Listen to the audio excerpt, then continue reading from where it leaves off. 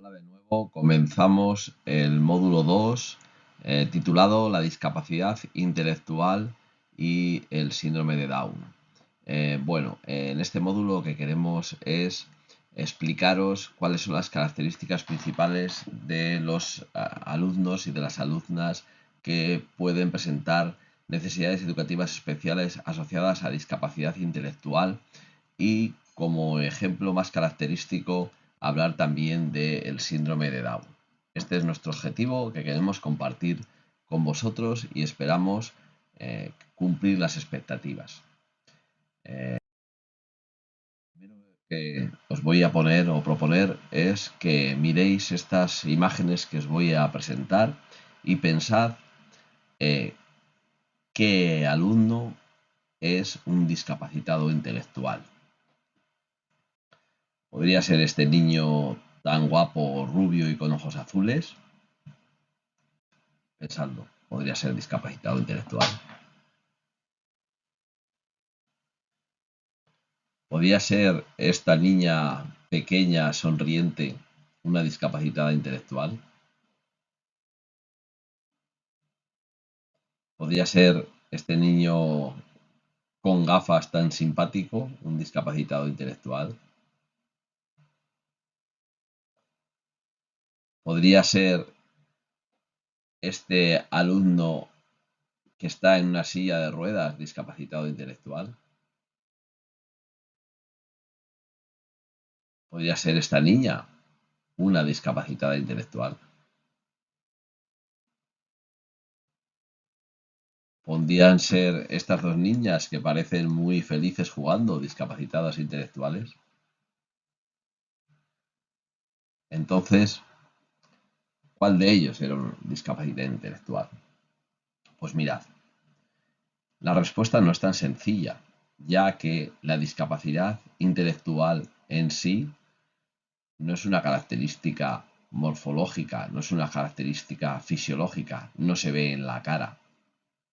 La capacidad intelectual o la discapacidad intelectual hace referencia al funcionamiento de tu capacidad intelectual y eso no se mide en una imagen. Sé que os he hecho un poco de trampa y que hay personas, como por ejemplo la niña síndrome de Down que habéis visto, que tiene unas características morfológicas que sí nos hacen identificarla como síndrome de Down. Pero la mayoría de los discapacitados intelectuales no se asocian a una imagen, se asocian a un funcionamiento en los diferentes ámbitos de la vida. Eso es lo que vamos a ver. No podemos inferir discapacidad intelectual simplemente por una imagen, porque va de funcionamiento intelectual. Por lo tanto, intelectual. Existen, como podéis imaginar, muchas definiciones, muchas formas de abordarlo. Aquí traemos una definición de la Asociación de Discapacidad Intelectual Americana del 2010 que dice que la discapacidad intelectual se caracteriza por limitaciones significativas en el desenvolvimiento corriente, es decir, en el funcionamiento intelectual, en la conducta adaptativa, en las habilidades adaptativas, conceptuales y prácticas. Y dice que se origina antes de los 18 años. ¿Esto qué quiere decir? Que un discapacitado intelectual, como os he dicho antes, es el que tiene dificultades en el desenvolvimiento en el día a día. Tiene dificultades para los aprendizajes. A nivel intelectual, no funciona igual que los demás. Sus conductas de adaptación, sus relaciones sociales, sus relaciones afectivas no entran dentro de un parámetro estadístico de normalidad, tiene dificultades, hay que supervisarlo en su vida corriente.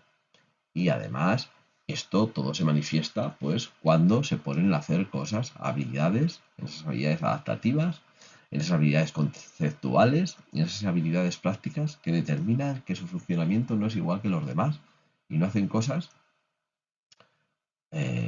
como los demás. Eso es la discapacidad intelectual.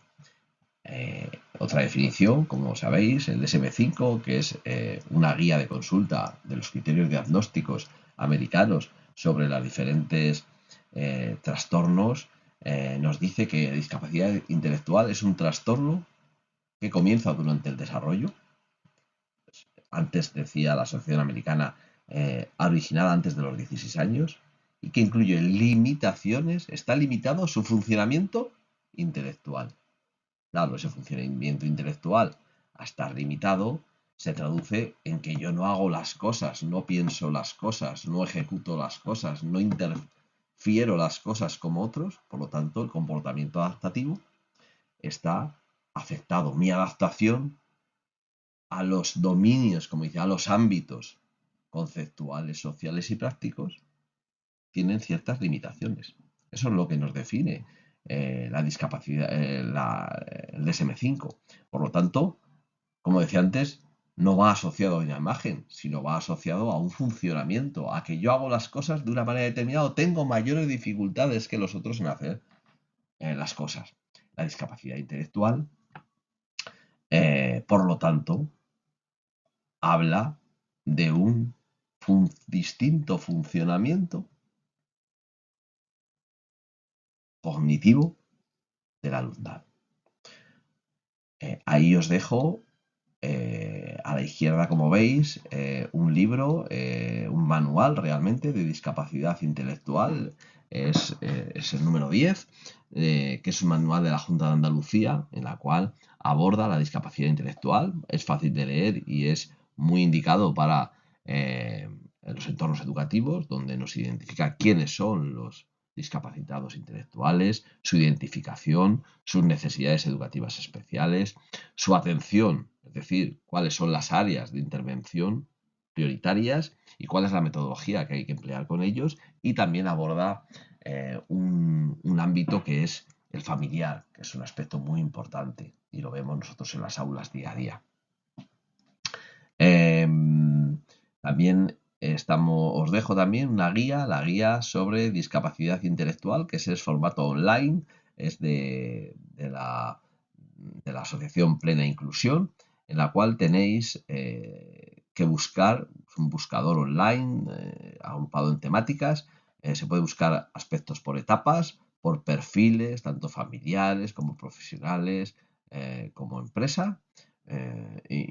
Importante, relevante y fácil de buscar y aclarar dudas que tengáis o recursos que queráis buscar. Me parece bastante interesante.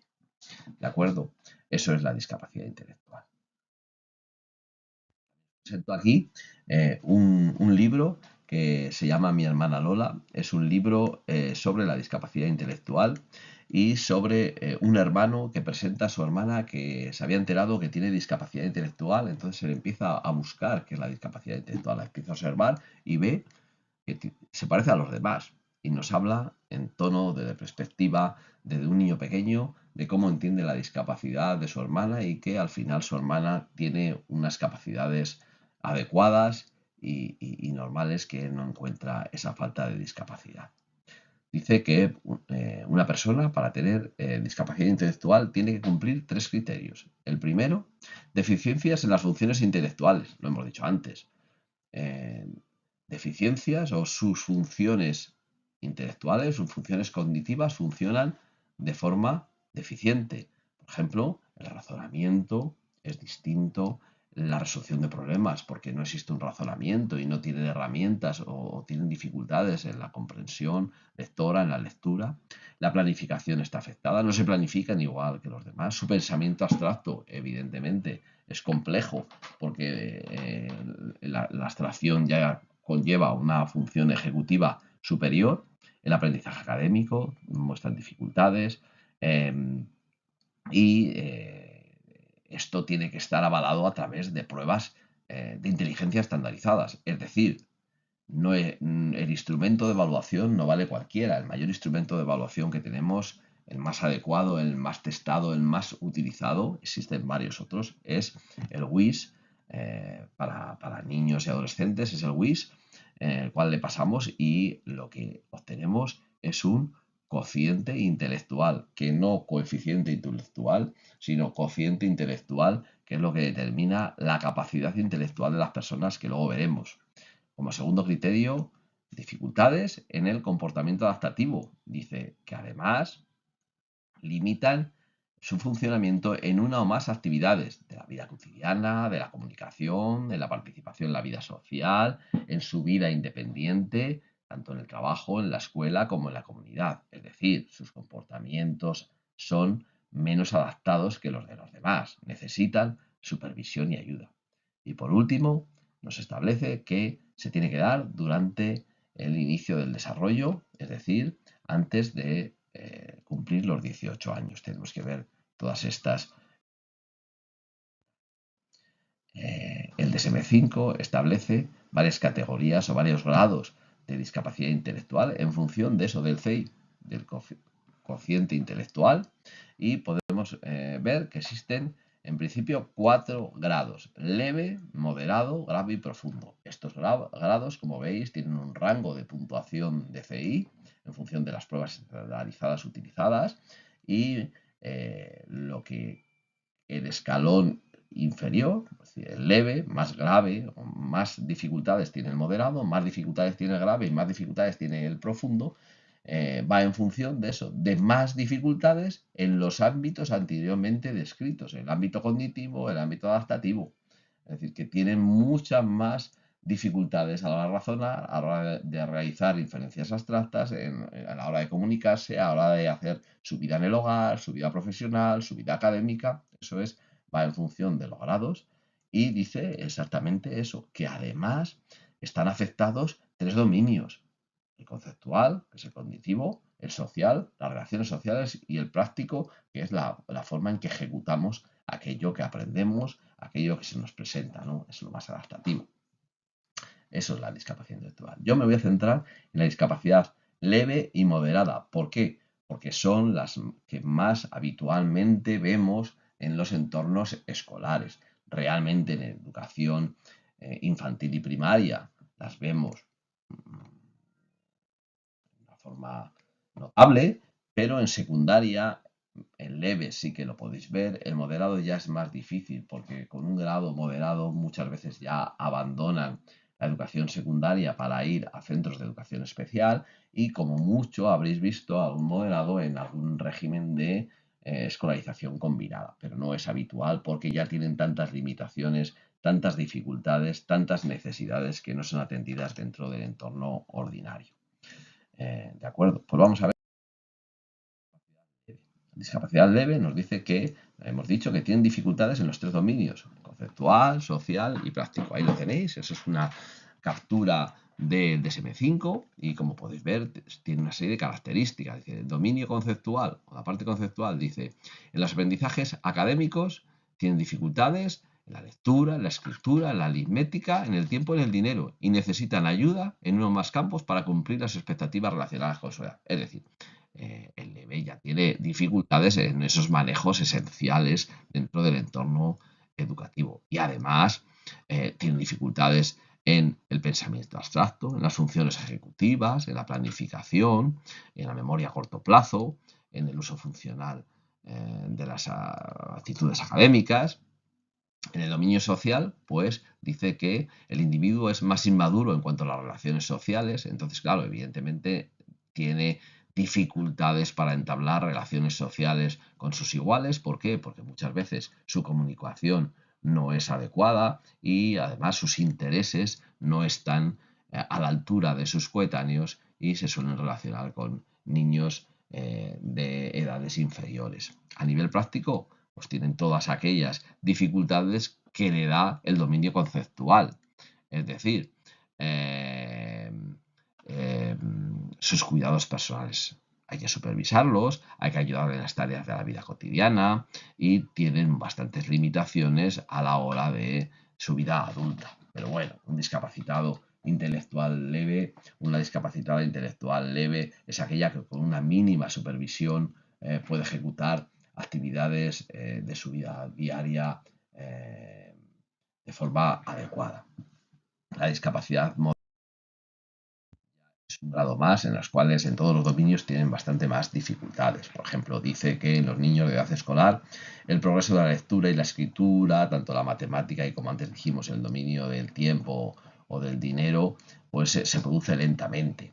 Entonces, por así decirlo, la competencia curricular está ya muy disminuida. A nivel social, el lenguaje ya tiene muchas dificultades, entonces al ser mucho más complejo o menos complejo que de sus iguales, pues ya la capacidad comunicativa es más limitada y realmente tienen muchísimas dificultades en cuanto en la inferencia social, el juicio social, las capacidades para tomar decisiones y en el ámbito práctico, en su vida diaria, tienen que estar altamente supervisados y altamente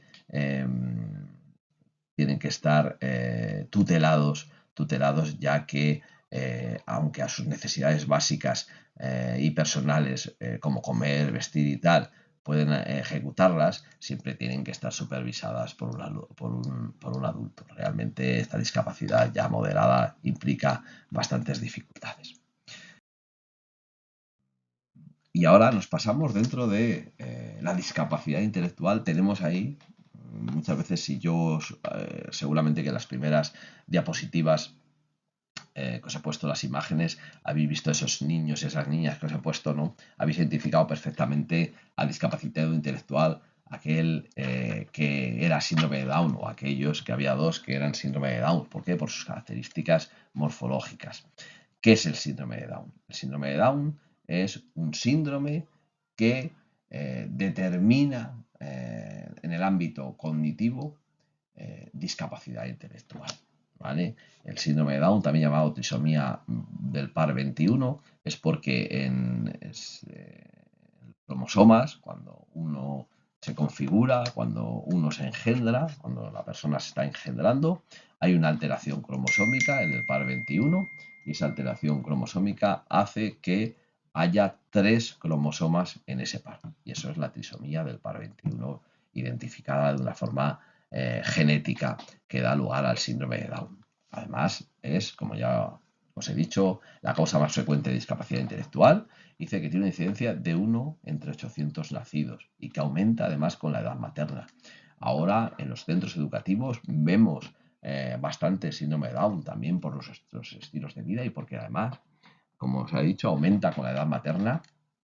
Las madres y los padres cada vez somos más mayores, entonces eso tal. Por eso, como sabéis, hay una prueba durante el embarazo, que es la miocentesis, que determina, entre otras, o identifica, entre otras, el síndrome de Down. Y como sabéis, las mamás, cuando vais a hacer la primera ecografía o las primeras ecografías, también se le mide al feto, se le mide el hueso de la nariz, que también es una rasgo distintivo de los síndromes de Down, ¿no? Ahora vamos con las características médicas del síndrome de Down y son varias, como ya sabéis y como en las imágenes habéis identificado. El síndrome de Down es fácil de identificar no por saber si es discapacidad intelectual, sino porque se dan unos rasgos fisiológicos que identifican a las personas como síndrome de Down. Existen muchas o varias características, ahí las tenéis. Las más habituales o las que más las identificamos es la cabeza y el cuello, en la cual la cabeza tiene una cabeza pequeña y el occipital está aplanado y el cuello es corto. En la cara todos tenemos la idea de los ojos almendrados, la disposición de los ojos tiene una serie de ángulos, un ángulo determinado y además la nariz es pequeña y aplastada y también las orejas son pequeñas. Las manos y los pies también están afectados y suelen ser pequeños y más gorditos, los dedos suelen ser cortos, los genitales son pequeños y en la piel tienen diferentes características. Por ejemplo, una de ellas es que la piel la tienen muy seca. Existen otras características internas que no se ven, por ejemplo, un alto grado de cardiopatías congénitas que estos niños y estas niñas tienen que controlar en el médico. Esas son las características fisiológicas y por eso son identificables porque realmente lo da la discapacidad.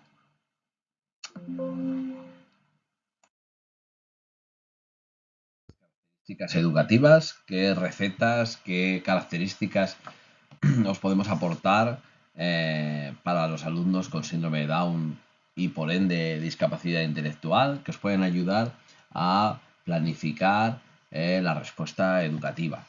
Entre otras, podemos decir que estos alumnos, cualquier tipo de alumnos es competente para aprender.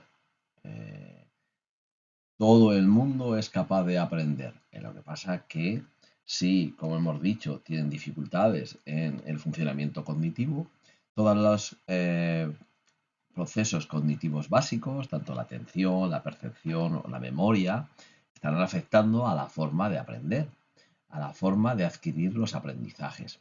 Claro, dentro de esto veis que son muchas las variables que están afectando. Por lo tanto, existe una gran heterogeneidad de cómo los alumnos aprenden. Existe tanta heterogeneidad como los alumnos que no están afectados por ningún tipo de necesidad específica de apoyo educativo, porque son muchas las variables tal como las nuestras cuando nos enfrentamos a aprender. Aparte de los procesos cognitivos superiores, están también afectadas la motivación, la capacidad de estimulación, los ambientes en los que se desenvuelven, las metas que se quieren alcanzar. Por lo tanto, toda esa variabilidad que afectan a los aprendizajes, que estamos viendo que afectan a cualquier tipo de niño en la actualidad, pues con mayor medida afectan a aquellos cuya ya su capacidad cognitiva está afectada y tienen dificultades para asimilar los contenidos, para comprender los conceptos. Pero lo que sí estamos seguros es que todos son competentes para aprender y nuestros esfuerzos, nuestra planificación tienen que ir encaminada hacia eso. También sabemos que la discapacidad intelectual, las personas con discapacidad intelectual tienen dificultades en el aprendizaje porque son más lentos. Su capacidad cognitiva es bastante más lenta, por lo tanto, los tiempos y los procesos de aprendizaje y nuestra intervención educativa tiene que ser estructurada de otra manera, tienen que ser rutinarios, tienen que ser repetitivos para que ellos vayan adquiriendo los aprendizajes. Todo ello está influyendo en la autoestima. Este tipo de alumnados tiene una autoestima baja. Claro, la autoestima es la parte, por así decirlo, afectiva del autoconcepto. Como bien dice la palabra, auto es propio, la autoestima es la estima propia que tenemos, pero claro, la estima propia que tenemos no se configura solo conmigo, sino cómo los demás me devuelven a mí el afecto que me tienen. Por lo tanto, dentro de la intervención educativa, para elevar la autoestima de estas personas, de estos alumnos, lo que hay que hacer es realizar actividades que sean exitosas para que ellos tengan la conciencia, tengan la seguridad, tengan nuestra retroalimentación de que las cosas las hacen bien y son capaces de hacerlas. De ahí facilitar la autoestima a través de poner en práctica metodologías y aprendizajes en los cuales tengan éxito. Y por otro lado, la observación y la imitación les favorecen ese aprendizaje. Por lo tanto, entornos normalizados son los que le dan verdaderas oportunidades de aprendizaje a esta tipología de los alumnos como a todos. Los alumnos, los niños, se desarrollan en contextos de niños y aprenden en función de la imitación que hacen con otros y más en esta tipología de niños que perceptivamente a nivel visual están mucho más conectados porque hay menos nivel de abstracción y lo ven in situ. Por eso las características educativas se tienen que teñir de la observación y la imitación. ¿Características educativas? Pues os explico. Estos tipos de alumnos tienen o presentan resistencia a los cambios. Por lo tanto, los cambios le cuestan. ¿Por qué? Hemos dicho antes que su capacidad de aprendizaje es lenta. Cuando los alumnos aprenden, cuando los alumnos están a gusto en un entorno educativo, cuando aprenden a hacer un tipo de actividad, un tipo de ejercicio, enfrentarse a lo nuevo para ellos tiene bastante resistencia. Por lo tanto, hay que ir introduciendo poco a poco los cambios en esas rutinas para que les resulte más fácil cambiar de conducta, cambiar la resistencia que tiene a lo nuevo. Además, añadido a esto, los alumnos necesitan aprendizajes circulares, es decir, aquello que te parece que aprenden un día, al día siguiente lo han olvidado, o a los 2 días, aunque tú te hayas creído que lo han aprendido. Por lo tanto, necesitamos repetición, circularidad en los aprendizajes hasta que los tengan completamente interiorizados. Además, presentan poca o escasa iniciativa. ¿Para qué? Evidentemente. ¿Por qué? Porque sus metas son otras. Las metas nuestras es aprender. Las metas de ellos a lo mejor no están tan bien definidas y a lo mejor no es aprender y es pasar el rato o es fijarse en el dibujo de la página y no en el contenido. Por lo tanto, hay que establecer unas metas claras que las entiendan. ¿Para qué? Para que tengan mayor iniciativa. Y por otro lado, también tienen dificultades en la regulación, en regular su conducta. Entonces, inhibir su conducta es otro de los aspectos que le cuestan. Por lo tanto, nos tenemos que ayudar a inhibir su conducta y a que se controlen, tengan un control en función de la exigencia social. Muchas veces vemos en los síndromes de Down que llegas a clase y te dan excesivas muestras de afecto y hay que saber regularlas. Están bien, pero en determinados momentos ese es el control inhibitorio que ellos no tienen en función de la afectación de las funciones ejecutivas o incluso ya no solo en la muestra de afecto positiva, sino también negativas, la frustración, el llanto por cosas que muchas veces no tienen mucha importancia. Todos estos factores están condicionando las maneras de aprender y las formas de interrelacionarse. Lo que decíamos antes, las dificultades o la forma de actuar en cada dominio.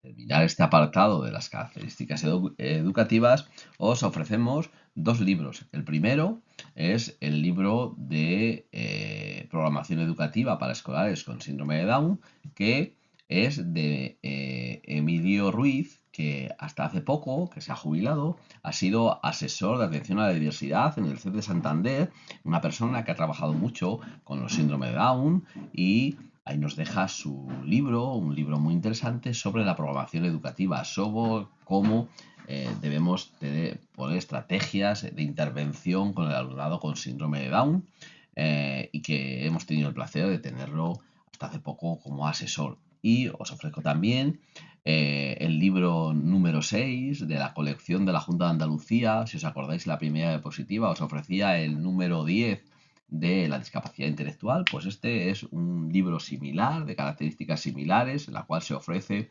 la programación en el síndrome de Down, la intervención, cómo hacer adaptaciones curriculares significativas para el síndrome de Down. Es el número 6 de esa colección, una colección fácil, accesible y que está bien escrita.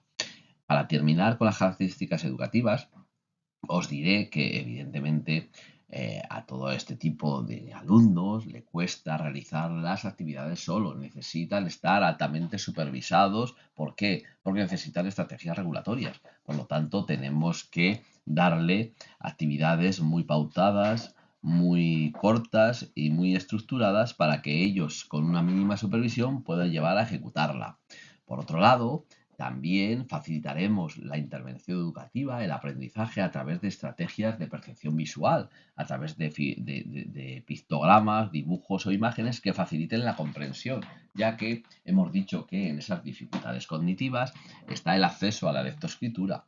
En el entorno educativo, mucha de la información es oral y escrita. Claro, evidentemente es abstracta, es para ellos muchas veces bastante complicada. Por lo tanto, necesitamos establecer estrategias visuales que les simplifiquen la información y que les simplifiquen los conceptos o el entendimiento de lo que se requiere.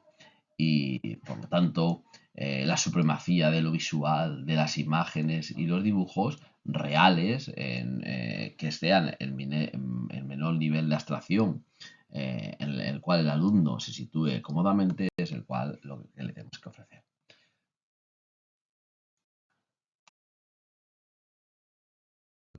Recetas, os dejaré dos máximas, dos frases que debemos tener siempre presentes y que creo que os he intentado transmitir en estas recetas de intervención educativa. Primero, todos los niños son capaces de aprender, también los que tienen una discapacidad intelectual, también los que tienen síndrome de Down, los que tienen síndrome de Williams, aquellos que tienen una afectación cognitiva y que muchas veces a lo mejor lo que necesitan para aprender no es adecuar en los aprendizajes, sino adecuar las enseñanzas para que darle estrategias, esas recetas anteriores, para que sea más fácil la integración de los aprendizajes, la aprensión de los aprendizajes, el andamiaje de los aprendizajes para que puedan asimilarlos. Que ya sabemos esas recetillas, nos vamos a poner a intervenir. ¿Cómo intervenimos realmente? Evidentemente, intervenir con alumnado con necesidad específica de apoyo educativo o concretamente con lo que nos aborda, con necesidades educativas especiales asociadas a discapacidad intelectual, no es una labor sencilla. Primero, no es una labor de uno unipersonal, sino es una labor de la red extensa que tenemos en el centro. Por lo tanto, en este gráfico os quiero poner de manifiesto cómo debemos intervenir. Debemos intervenir en función de establecer en el aula una propuesta realista, una situación de aprendizaje realista para el alumno, realizar adaptaciones curriculares significativas, es decir, tener una planificación ajustada a sus necesidades, a sus intereses, a la forma de aprender y tener ayudas externas, tener colaboraciones, tener coordinaciones, tener recursos para poder llevar esas planificaciones al aula. Sin esto es muy difícil, porque no solo nos tenemos que centrar en el alumno con discapacidad intelectual que tenemos en el aula, sino con la otra diversidad, con cualquier diversidad, que son los 20 alumnos que tenemos, los 18, los 13, para asegurar una intervención educativa de calidad. Por lo tanto, necesitamos tener adaptaciones curriculares significativas, es decir, una planificación. ¿Por qué las focalizo en adaptaciones curriculares significativas? Porque todo este tipo de alumnado discapacitado intelectual en edades tempranas ya acumulan un desfase curricular significativo. Ese desfase curricular significativo, o para hacer esas adaptaciones curriculares significativas, que es una medida específica, como ya recordamos en el primer módulo, necesitamos la realización de un informe psicopedagógico y la prescripción de la realización de la adaptación significativa en ese informe psicopedagógico. Es decir, que nosotros por nuestra cuenta y riesgo no la podemos hacer, sino tiene que estar condicionado porque el orientador nos la determine.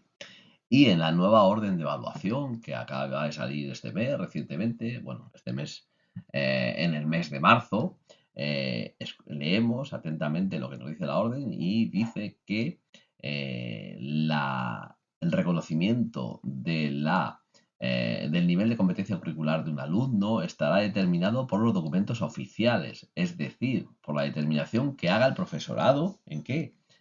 En el expediente académico. No solo vale con que el orientador determine que hay un desfase de 2 años, sino que esté reflejado en los documentos oficiales, que en este caso eh, es el informe de evaluación, son las calificaciones obtenidas por el alumnado. Este es un punto que va a ser controvertido, pero que está específicamente escrito dentro de esa orden de evaluación. Por lo tanto, establecer una planificación a través de adaptaciones curriculares significativas donde se establezcan, ahí yo pongo unos objetivos de trabajo, evidentemente con la LOMLOE, criterios de evaluación, eh, criterios de evaluación que estén graduados a través de los diferentes indicadores de logro, que estén graduados adecuadamente, que sean realistas y se ajusten al aula, y que por lo tanto tengamos ayudas externas de PT, de AL, de orientador o otras figuras de cotutorías, ayudas en el aula que nos permitan poner en práctica aquellas situaciones de aprendizaje diseñadas para nuestro alumnado.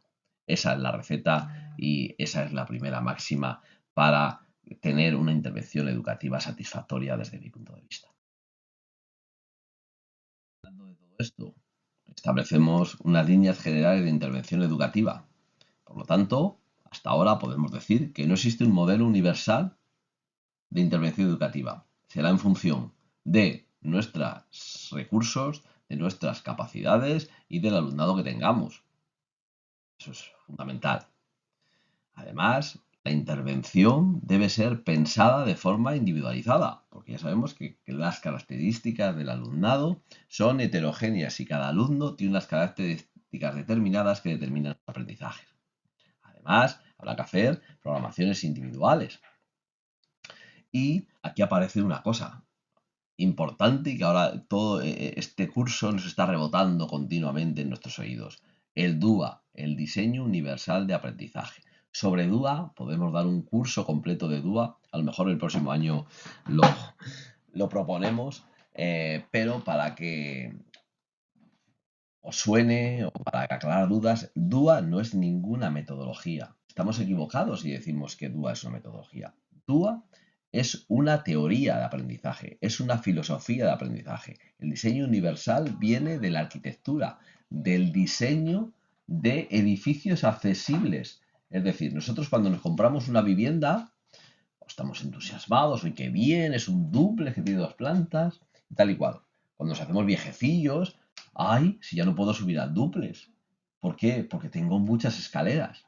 El DUA, el diseño universal, no del aprendizaje, sino el diseño universal inicial asociado a la arquitectura, decía que una vez que el ingeniero planifica una casa, la debe planificar para la superación de todas las barreras. Es decir, no poner 10 escaleras, sino tener un espacio para poder poner un ascensor, poder poner una rampa elevadora, poder poner un ascensor de escalera. Es decir, que ya pensemos en las posibles adaptaciones si no están adaptadas, que no tengamos peldaños, tenemos una habitación abajo para así no poder subir escaleras. Eso es el diseño universal. Ahora, metido o aplicado al aprendizaje, a la enseñanza, hablamos de diseño universal de aprendizaje, es decir, la programación individualizada con el alumno cuando yo la planifico tiene que tener en cuenta que sea accesible para todos, basada en 3 principios que los habréis oído, que son la representación, la acción y la motivación. La representación es decir, tenemos que hacer programaciones individualizadas pensando en cómo nuestros alumnos perciben. Antes hemos dado una receta a través de pictogramas, de imágenes, facilitarle diferentes soportes, el ordenador, el PowerPoint que tenéis ahora mismo delante. Yo realmente estoy ejerciendo con vosotros uno de los principios del DUA, que es facilitar la representación. Fijaros, os he podido dar un PowerPoint o un documento escrito y vosotros lo leéis, pero hemos querido facilitaros el entendimiento de nuestros módulos grabándolos y así con nuestra viva voz explicándolos y también lo vais leyendo. Facilitar también el sistema de lenguaje que sea adecuado, que sea fácil y que sea comprensible. Además, facilitar la acción, es decir, que los alumnos aprendan haciendo, aprendan experimentando, facilitando la expresión de sus intereses, la expresión de lo que van aprendiendo y facilitando también las funciones ejecutivas, que sean capaces de mejorar la atención, mejorar la percepción, mejorar la memoria a través de diferentes estrategias. También facilitar la motivación en función de sus intereses, de sus esfuerzos y de sus capacidades autorregulatorias. Eso es el DUA. El DUA no es ningún tipo de metodología. Dentro del principio de acción están diferentes tipos de metodologías que las debemos de pensar en función de qué alumnos tenemos en clase.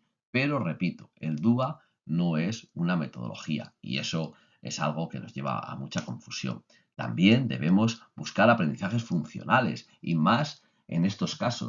El alumnado de discapacitado intelectual o síndrome de Down necesita aprendizajes funcionales. ¿Para qué?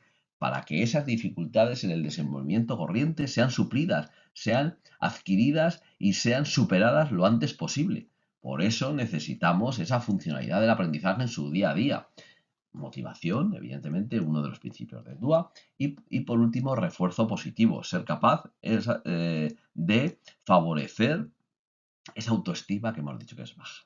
Ahí os dejo en esa discapacidad intelectual leve y discapacidad intelectual moderada, dos fichas del CRENA, del Centro de Recursos de Navarra, en la cual os explica muy adecuadamente las características y necesidades de los distintos ámbitos, motriz, de autonomía, cognitivo y de lenguaje, que podemos mejorar en nuestra intervención educativa con este tipo de alumnado. Tenemos que trabajar? Pues básicamente tenemos que trabajar 4 aspectos. El primero, la capacidad comunicativa y de lenguaje, es decir, un instrumento de inclusión universal, que es el lenguaje oral, lenguaje escrito, lenguaje signado, lenguaje pictográfico, dependiendo de las características del alumnado, su independencia y autonomía, porque realmente es una finalidad fundamental ser competente, desarrollar las competencias clave de autonomía, de independencia, para que pueda desarrollar una vida activa, habilidades sociales, porque hemos dicho que tienen dificultades en el ámbito social, y además los contenidos académicos de herramientas básicas de lectoescritura, de numeración, de cálculo, ¿para qué? Para que puedan adquirir una serie de herramientas que le permitan desenvolverse adecuadamente en el día a día y en su vida. Esos son los 4 aspectos de trabajar. Fomentar aquellas dificultades que tienen en los ámbitos del día a día. El primer ámbito, a nivel del lenguaje, de la capacidad comunicativa del lenguaje, ¿qué podemos trabajar? Pues primero, los requisitos del lenguaje. ¿Cuáles son? Intención comunicativa. Hemos dicho que tienen escasa intención, por lo tanto tenemos que trabajar qué intención tienen para comunicarse, cómo pueden satisfacer sus intereses, sus deseos, sus preguntas, sus necesidades a través de la intención comunicativa. Mejorar la atención auditiva, que sean capaces de atender para entender los discursos orales. Capacidad de imitación, hemos dicho que es una herramienta fundamental para aprender, y la mejora del contacto ocular para dirigir la atención. Además, los aspectos del lenguaje como la articulación, el vocabulario, la estructuración de frases, la estructuración de textos, es decir, cómo somos capaces de emitir nuestro lenguaje para satisfacer nuestras necesidades. Como veis, son requisitos de lenguaje y prerequisitos fundamentales para cualquier alumno y para cualquier persona. ¿Cómo trabajarlo? Pues evidentemente en contextos naturales, con el contacto diario con las familias a través de agendas de comunicación que nos facilitan la comunicación y saber qué lo hacen y saber qué es lo que nosotros hacemos. Esta es una herramienta que nosotros utilizamos mucho en nuestro centro. ¿Por qué? Para facilitar la relación familia-escuela, porque muchas veces se nos pierden muchos aspectos y en el día a día no nos da tiempo a comunicarnos. Partir de sus centros de interés, es decir, de sus motivaciones.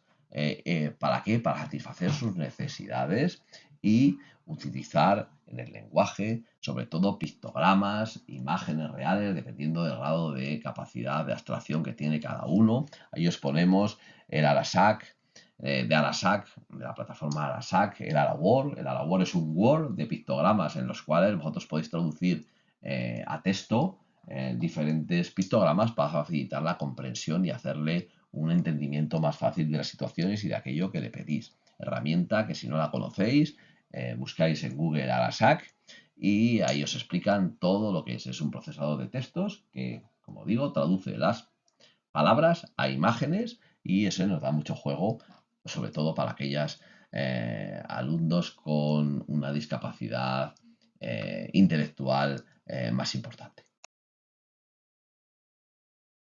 El ámbito era la independencia y la autonomía.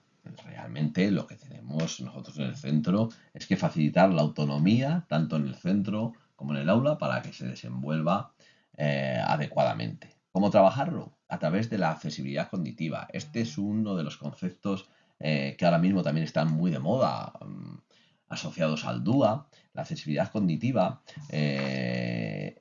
ahí os pongo en ese enlace un documento de lectura fácil, es decir, es qué principios tenemos eh, que tener en cuenta para facilitar la lectura, hacer la lectura más accesible a nuestro alumnado. Lectura fácil. Lectura fácil no es que le pongamos 2 palabras en lugar de 3 en una frase, sino que qué tipología de texto es más adecuada, qué estructuras de texto son más comprensibles, cómo podemos facilitar la escritura de oraciones y de textos. Y ahí ese es un buen libro, lectura fácil, para que aprendáis sobre la accesibilidad cognitiva. También la autonomía y la independencia se basa en el empleo de horarios visuales semanales, de paneles de anticipación, de paneles de rutinas diarias para que esté estructurada las actividades que tienen que hacer y así sean previsibles para ellos y sepan dónde está el principio, dónde están los pasos y cuándo es el final para que ellos mismos se puedan regular. Esto no solo para este tipo de alumnos, sino para muchos otros. Además, tener una estructuración adecuada del aula con diferentes contextos de aprendizaje donde se desarrollen exactamente diferentes habilidades o diferentes autonomías o diferentes competencias a través de qué, por ejemplo, de una estructuración de guías de aprendizaje para ver qué pasos tienen que ir haciendo o se le piden en cada estación o en cada contexto de aprendizaje. Actividades que sean repetitivas, rutinarias, porque hemos dicho antes que había una circularidad en los aprendizajes, tener pequeñas responsabilidades y hacer de manera autónoma aquellas tareas que se le exigen en el día a día. No hace falta ir detrás de ellos y hacérselas rápidamente, sino, dependiendo de su tiempo y de su autonomía, fomentar esas actividades diarias. Evidentemente, muchas de estas recetas de independencia y de autonomía, en función del paso de los años, pues las van adquiriendo y son menos dificultosas de trabajar que en los primeros años, que suelen ser complicadas. Pero no está mal recordar alguna de las pautas que tenemos que hacer para trabajarlo, especialmente accesibilidad cognitiva. Es las habilidades sociales. Las habilidades sociales son aquellas habilidades que ponemos en juego para relacionarnos socialmente. Evidentemente, ya hemos dicho también que estos alumnos, el ámbito social, también tienen muchas dificultades por su iniciativa, para emprender conversaciones, para abordar temas, para ponernos en la situación de los otros, para interpretar lo que los otros nos dicen, para compartir intereses. Por lo tanto, saberse comportar en estas situaciones, tanto con adultos como con iguales, es algo necesario. Existen muchas estrategias, muchas publicaciones, muchos programas de habilidades sociales que se pueden poner en el aula. Estoy recordando el PACE de Inés Monjas, donde tiene actividades tanto para el aula como para las familias en diferentes también ámbitos. Podemos utilizar también apoyos visuales de las normas, lo que podemos hacer y no podemos hacer, que están presentes en nuestras aulas. También historias sociales. Las historias sociales, ahí os pongo un enlace sobre historias sociales, que es estructuración de las tareas a través de pictogramas. Esto también nos facilita los aprendizajes y está en relación con lo anterior de hacerlo lo visual. A través del ALA Word también se pueden establecer también estrategias de modelado, de role-playing, de resolución de conflictos, de eliminar conductas disruptivas que muchas veces aparecen porque no son capaces de entender conflictos sociales, por ejemplo, en el patio, que no han dejado la pelota o que no la han elegido, o que se creen que hacen una cosa que no son, que le hacen cosas que no lo son. Trabajar mucho los sentimientos y las emociones, el ámbito emocional hay que desarrollarlo y hay que trabajarlo mucho porque realmente también con estos falta de entendimiento, falta de ponerse en la posición de los otros, muchas veces a nivel emocional y esa baja autoestima están muy dañados y necesitamos trabajarlos. Además, explicar a sus compañeros lo que está pasando. Por lo tanto, claro, evidentemente todo esto, que es muy fácil de decir, necesitamos la ayuda. Por eso el PT y el AL nos tienen que ayudar en el trabajo en habilidades sociales y desarrollar algún programa en el aula con todos. Os pongo ahora una serie de ejemplos de dos libros que me gustan. Se pueden utilizar en el aula, es Por cuatro esquinitas de nada y La tortuga Marianne, que nos hablan de cómo mm, lo excepcional, lo diferente puede ser aprovechado en el aula.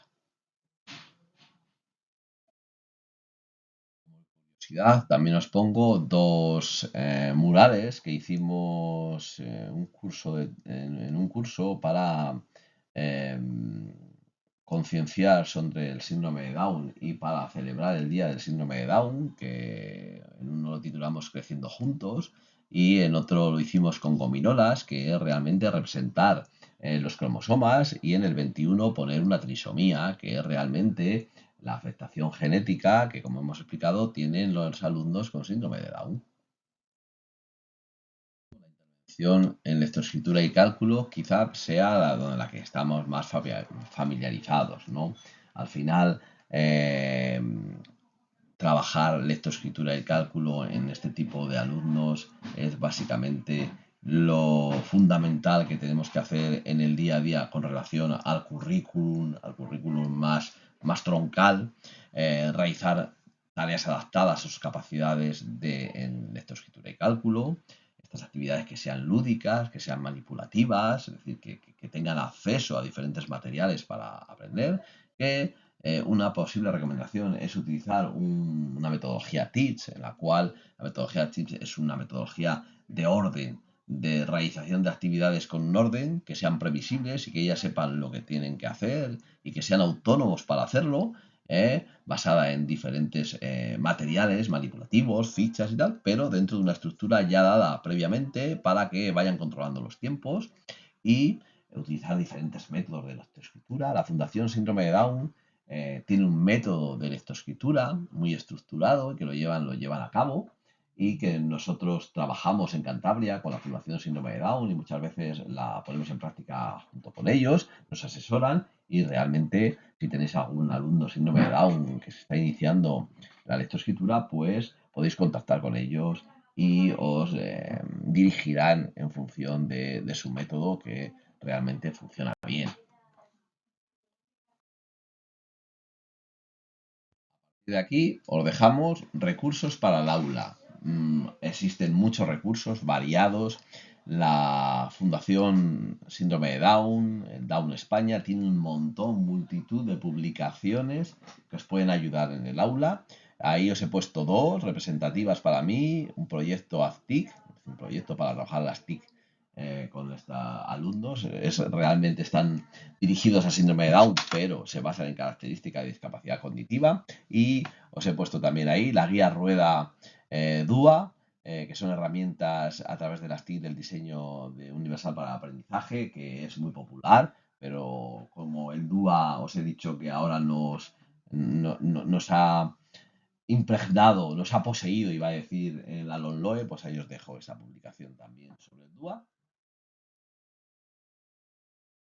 Recursos educativos o más recursos, os dejo la guía de sensibilización de plena inclusión del PLENA, os dejo un libro, una publicación de inclusión educativa, ya que parece que siempre educación secundaria está ahí bastante olvidada, pues es sobre educación secundaria, que es del gobierno del País Vasco. Existen las guías para infantil y primaria en esa dirección que os pongo, que es del FEBAS. También os pongo una guía de sensibilización sobre la discapacidad intelectual, que está también muy interesante. Y por último, o primero, Los peces no se mojan, que es una serie de materiales para trabajar la diversidad en el aula, con una serie de dinámicas para facilitar la inclusión y la explicación de las características del alumno con discapacidad. Recursos, una guía de autocuidado para hermanos. Aquí me he basado en los hermanos, que evidentemente los hermanos con un alumno, con un hermano con discapacidad intelectual o síndrome de Down, los hermanos tienen una carga importante, carga de cuidado, de supervisión, de preocupación y que tenemos que también saber abordar en el aula. Y os he puesto ahí una guía de autocuidado emocional para los hermanos con síndrome de Down y también una historia, un cuento, un pequeño cuento sobre qué le pasa a tu hermano y que nos explica desde la perspectiva de un hermano cómo es su hermano con discapacidad intelectual. Finalizar, los últimos recursos que son la Fundación Down España, el enlace donde hay las publicaciones que antes os he puesto, también el enlace a la Asociación de Entidades que trabaja por los derechos por las personas con discapacidad intelectual, que son Plena Inclusión. En ese enlace también os dejo unos recursos, os dejamos multitud de recursos en este enlace y también el de la Junta de Andalucía o de Plena Inclusión y del CRENA. Espero que este módulo os haya servido, que hayáis visto con otros ojos la discapacidad intelectual y para terminar solo quiero decir que todos somos capaces de aprender, pero que es un proceso no exento de dificultades.